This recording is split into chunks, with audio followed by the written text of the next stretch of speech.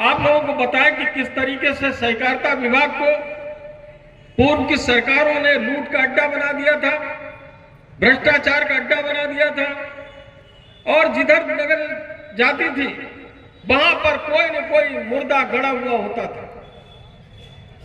इस कदर इस विभाग का शोषण किया गया कि विभाग बिल्कुल खत्म हो गया। अगर ये भारतीय जनता पार्टी की सरकार नहीं होती, 2017 में नहीं बनती, तो मैं मित्रों दावे के साथ कह रहा हूं ये सहकारिता विभाग दूसरे समाजवादी पार्टी और बसपा के समय के अगर रहती या कांग्रेस का समय रहता तो निश्चित रूप से पूरी तरीके से आज तक ये विभाग खत्म हो चुका होता। लेकिन जब से माननीय मुख्यमंत्री योगी आदित्यनाथ जी बने, भारतीय जनता पार्टी की सरकार बनी है, तब से लगातार इस विभाग में उत्तरोत्तर वृद्धि हो रही, नई नई योजनाओं को लाने का काम कर रहे हैं। और उसका बहुत बड़ा कारण देश के प्रधानमंत्री माननीय नरेंद्र मोदी जी हैं।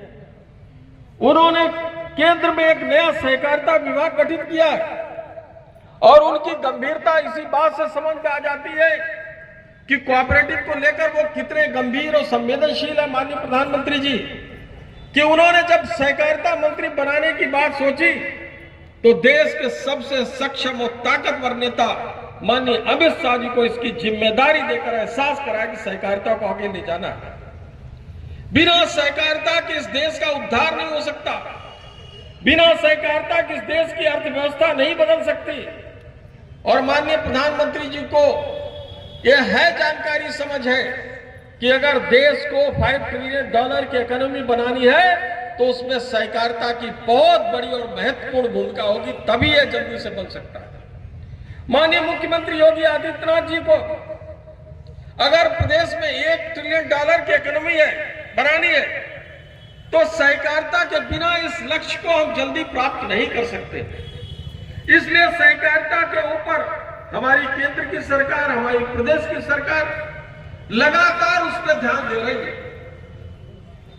हमारे सीजीएम बीएस चौहान जी यहां पर बैठे हुए नाबार्ड के, मैं मित्रों बताना चाहता हूं कि 2017-18 में जब सरकार भारतीय जनता पार्टी की आई, उसके बाद बैलेंस शीट जब 18 की बनी तो उत्तर प्रदेश कोऑपरेटिव बैंक की कुल 27 शाखाएं थी।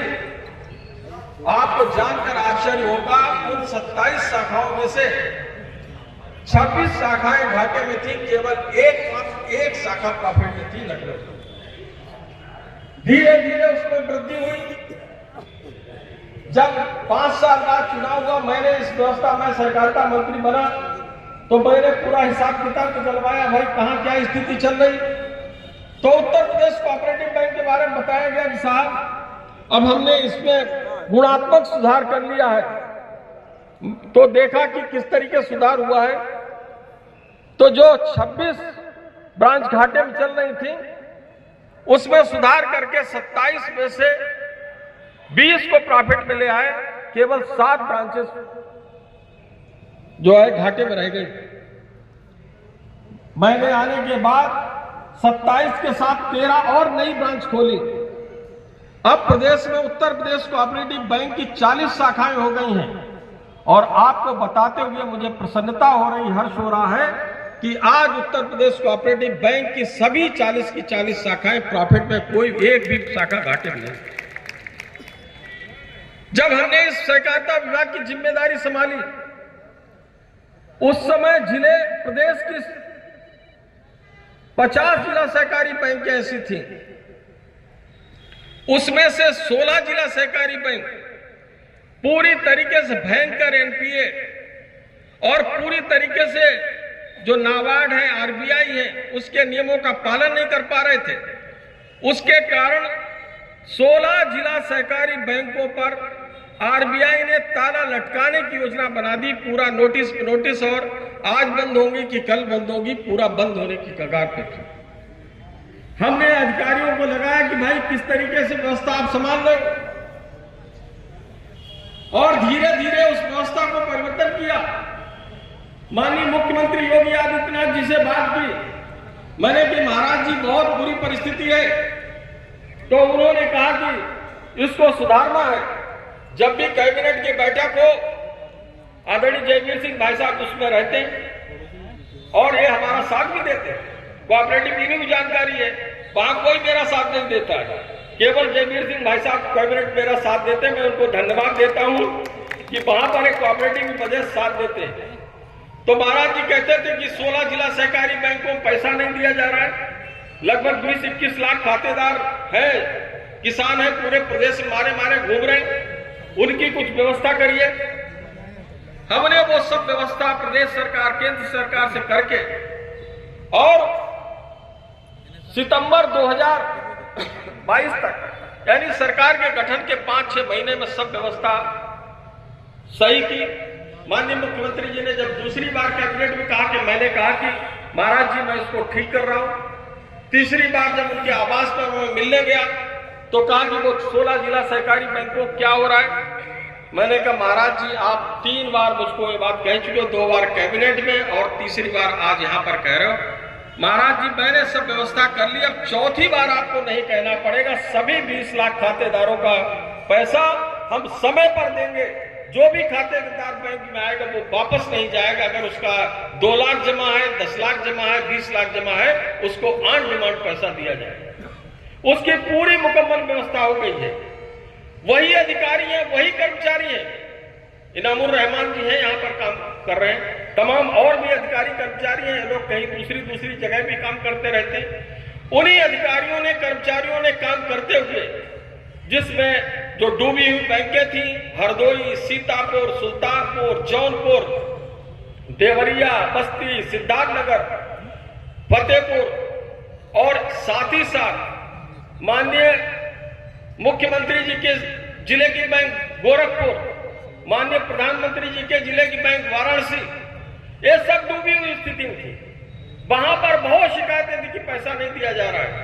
हमने वो व्यवस्था करी और 1 अक्टूबर 2022 से कोई भी खातेदार जाता है तो उसको ऑन डिमांड वहां पर पैसा जिसका जितना जरूरत होती है उसको पैसा मिलता है। उनमें कार्य सही से संचालित किया गया और उसका परिणाम ये हुआ कि जब 2023 मार्च में हमने बैलेंस शीट बनवाई तो 16 में से 11 बैंक प्रॉफिट में आ गए। एक अभूतपूर्व परिवर्तन हुआ और साथ ही साथ बाकी जो जिला सहकारी बैंक है उनमें भी थोड़ी सी गति आई। अभी मैनपुरी की भी स्थिति थोड़ी सी बहुत बढ़िया नहीं है। नरेंद्र सिंह जी भाई साहब कहां हैं? इसमें थोड़ा सा मेहनत करने की आवश्यकता है। मैं 2-3 बार कह चुका हूं। और इनामुर रहमान जी कहां हैं? ये आपकी बैंक की स्थिति और बढ़िया बनानी है। जिस तरीके से इतनी शानदार आपकी बिल्डिंग है, पुराना जो है इतिहास है, तो इसको और अच्छी तरीके से करना है। और प्रदेश सरकार की ओर से, सहकारिता विभाग की ओर से जो भी सहयोग आप लोगों को अपेक्षित होगा, यहाँ किसान भाइयों के खातिर वो सहयोग हम सब दिलाने के लिए तत्पर हैं और माननीय मुख्यमंत्री से कराएंगे। जयवीर सिंह भाई साहब हमारा सहयोग करेंगे तो इसलिए काम कराना आसान भी हो जाएगा। तो वहां जो भी जरूरतें होगी हम इस जिला सहकारी बैंक मैनपुरी के लिए वो करेंगे। मित्रों, जिस तरह से परिस्थितियां चल रही थी, आज उत्तर प्रदेश कोऑपरेटिव बैंक को यही सीजीएम थे चौहान साहब, इन्होंने ए ग्रेड में कर दी बैंक हमारी। पूरे देश में 33-34 राज्य की सहकारी बैंकें हैं, उसमें हमारी 9 बैंकों को ए ग्रेड में किया गया। उत्तर प्रदेश की कोऑपरेटिव बैंक यूपीसीबी को भी उसमें ए ग्रेड में वर्गीकृत कर दिया गया। तो हमने धीरे धीरे इस बैंकों को सुधारने का काम किया, लूट खसोट और भ्रष्टाचार को खत्म करने का काम किया। क्योंकि सहकारिता में सबसे पहली व्यवस्था यही है कि अगर भ्रष्टाचार हुआ तो सहकारिता खत्म। सहकारिता की पहली शर्त है कि पूरी ईमानदारी के साथ, पूरी निष्ठा के साथ, पूरी पारदर्शिता के साथ काम होना चाहिए। अगर उसमें भ्रष्टाचार किसी प्रकार से हुआ तो सहकारिता का विभाग तो चल नहीं सकता। तो उस व्यवस्था को हमने ठीक करने का काम किया। आज हमारी सभी संस्थाएं तेजी से साथ दौड़ रही हैं। आज एलडीबी एक और रूरल डेवलपमेंट बैंक है, 15-20 साल से साहब घाटे में चली आ रही थी, लेकिन हमने उसकी व्यवस्थाओं को सही किया। पिछले एक साल में वही एलडीपी लगभग 100 करोड़ के प्रॉफिट में आई है और वही कर्मचारी, वही अधिकारी, उन्हीं लोगों ने मेहनत करके उसको प्रॉफिट में लाने का काम किया। अब धीरे धीरे कई और चीजें हो रही हैं। माननीय अमित शाह जी जो केंद्रीय सहकारिता मंत्री हैं, उन्होंने एक योजना बनाकर सभी हमारी साधन सहकारी समितियों को कंप्यूटराइज्ड करने की व्यवस्था बनाई है और उन्होंने कहा कि कंप्यूटराइजेशन हर मर्ज की दवा है। भ्रष्टाचार को अगर खत्म करना है तो हम कंप्यूटराइजेशन के माध्यम से ही खत्म कर सकते हैं। रोज का रोज रियल टाइम उसका अपडेशन होगा और हमको पता चलेगा कहां क्या गड़बड़ी हो रही है। कोई लखनऊ से बैठकर, मैनपुरी से बैठकर किसी रिमोट एरिया की ब्रांच की भी स्थिति देख सकता है। तो इस तरीके से भ्रष्टाचार को अगर हमें खत्म करना है तो साधन सहकारी समितियों का कंप्यूटराइजेशन बहुत जरूरी है। पूरा पैसा 70% पैसा उसके लिए केंद्र सरकार ने दिया, 30% पैसा उसके लिए हमारी प्रदेश सरकार ने दिया। आज 1500 से ज्यादा समितियों का कंप्यूटराइजेशन पूर्ण हो चुका है और मुझे लगता है कि 6 महीने से लेकर साल भर के भीतर प्रदेश की सभी 7500 साधन सहकारी समितियों को हम कंप्यूटराइज कर देंगे। उसमें कंप्यूटर है, प्रिंटर है और साथ ही साथ में टेबल, चेयर, हर प्रकार की व्यवस्था उसमें है। सारा लोगों का डिटेल, पूरा जो कृषकों का है, कितना लेन देन हुआ रहा, सब कुछ डिटेल उसमें फीड किया जा रहा है। अभी उसमें एक बड़ी एलईडी भी लगा रहे हैं, उसमें चेयर और टेबल की व्यवस्था कर रहे हैं, उसमें कैमरा लगा रहे हैं ताकि अगर वहां से यहां तक बीसी के माध्यम से कोई बातचीत करना चाहे लखनऊ से या दिल्ली से, वो भी संभव हो सके। और किसानों को लगातार कोई इंफॉर्मेशन देने के लिए किसानों की वहां पर छोटी मोटी मीटिंग करके हम समय समय पर उनके जो जरूरी बातें हैं उनके बारे में उनको अपडेट भी करेंगे, उनको जानकारी देंगे कि आप अपनी खेती को कैसे और उन्नतशील बना सकते हैं और अच्छा कर सकते हैं और आपको क्या क्या सुविधाएं सरकार के द्वारा दी जा रही है, उसको लेकर पूरी एक व्यवस्था प्रदेश सरकार के द्वारा बनाई जा रही है। और माननीय मुख्यमंत्री योगी आदित्यनाथ जी द्वारा सभी पैक्स का सुदृढ़ीकरण, जिसमें उसका मरम्मत कराना हो या अगर कोई जर्जर भूमि हो गई तो उसको पूरी तरीके से, बिल्डिंग अगर जर्जर है तो उसका पूरी तरीके से नई बिल्डिंग उसकी जगह बनाने की बात है, तो उसको भी हम आगे धीरे धीरे कवर कर रहे हैं। मित्रों, अभी आपने देखा होगा कि पूरे प्रदेश में एक सहकारिता के द्वारा एक सदस्यता अभियान चलाया गया। इससे पहले कोऑपरेटिव डिपार्टमेंट में सहकारिता का कोई सदस्यता अभियान चलता नहीं था। गुप चुप करके सदस्यता चला लेते थे और वही लोग उसमें से कोई अध्यक्ष, कोई उपाध्यक्ष और संचालक बन जाते थे। आज उसको पूरी तरीके से पारदर्शी कर दिया है। 1 सितंबर से लेकर 30 सितंबर 30 दिन की सदस्यता अभियान चलाया और जिसमें हमें ऑनलाइन भी सदस्यता कराई, कॉल करके भी, टोल फ्री नंबर जारी करके भी सदस्यता कराई और ऑफलाइन भी सदस्यता कराई। सभी प्रकार के तरीकों से सदस्यता कराई और मुझे बताते हुए अपार हर्ष हो रहा, खुशी हो रही है। 1 महीने में यहाँ के लोगों ने, कोऑपरेटिव क्षेत्र से जुड़े हुए लोगों ने, किसानों ने इतना बड़ा सहयोग किया कि 1 महीने में 30 लाख नए सदस्य पूरे प्रदेश में बने और 70 करोड़ रुपया, ये लगता था कि 5 रुपया, 10 रुपया, 20 रुपया नहीं देंगे, ऐसे किसानों ने झोली भर दी। 70 करोड़ रुपया भी शेयर कैपिटल के रूप में इकट्ठा हुआ और मैंने भी वो पैसा बर्बाद नहीं किया आपका। जैसे ही मुझे मौका लगा, मैंने कहा कि इफ्को वालों से कहा कि भैया एक निकालो, इसमें हमें पैसा लगाना है, हमारे समितियों के पास पैसा है। तो उन्होंने कहा कितना लगा सकते हो? हमने कहा भैया हमारे पास तो 70 लाख लगा देंगे, क्योंकि इफ्को में अगर हम पैसा लगाते हैं तो वहां पर डिविडेंड 20% का मिलता है। अगर आप 10 लाख रुपया लगा दे तो 2 लाख रुपया सालाना मिलता है। तो इसलिए हमने कहा समितियों का पैसा लगाओ। तो एक दिन में हमने इकट्ठा करके लगभग 17 करोड़ से ऊपर उसमें हमारी साधन सहकारी समितियों का पैसा इफ्को में लगा दिया है। जिन समितियों ने जैसा भी लगाया उसमें 20% के दर से उसको वार्षिक डिविडेंड मिलेगा और हम सभी समितियों को डिविडेंड देंगे।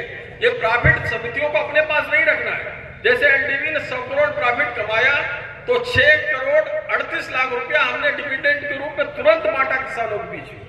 जो पैसा अगर हम कमाएंगे तो उसका जो भी शेयर धारक होगा उसको पैसा तुरंत देंगे।